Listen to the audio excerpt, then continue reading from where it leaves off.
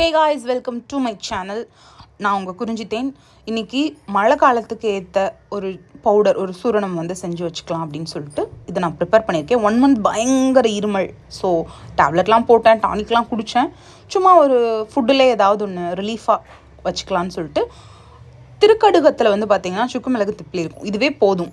இது 3மே நல்ல டேஸ்ட் இருக்கும், ரொம்ப நல்ல ரிலீஃபாக இருக்கும். அதுக்கப்புறம் அஜீரணத்தையும் குறைக்கும், உடல் அலுப்பையும் போக்கும். இதுவே போதும்.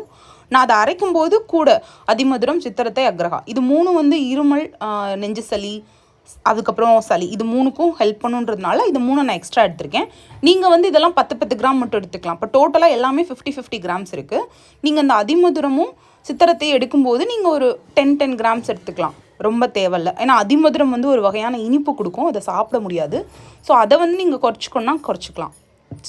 இது எல்லாத்தையும் நீங்கள் என்ன பண்ணுறீங்கன்னா நல்லா வறுத்துக்கிறீங்க.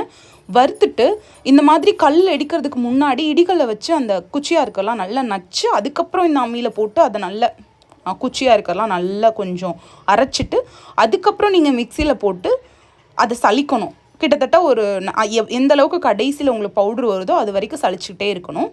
அதுக்கப்புறம் கிடைக்கும் இல்லையா, அந்த குச்சி குச்சியாக கிடைக்கும்ல, லாஸ்ட் நம்ம சளிச்செடுப்போம்ல, அதையும் வச்சுட்டு அதுலேயும் டீ போட்டு குடிங்க. இதுதான் அந்த powder.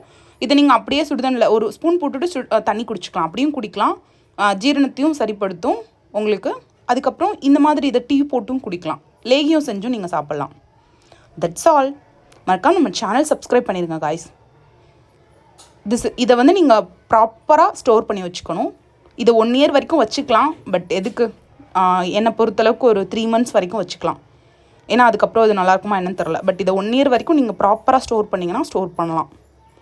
Okay guys, tata bye bye, see you in the next video.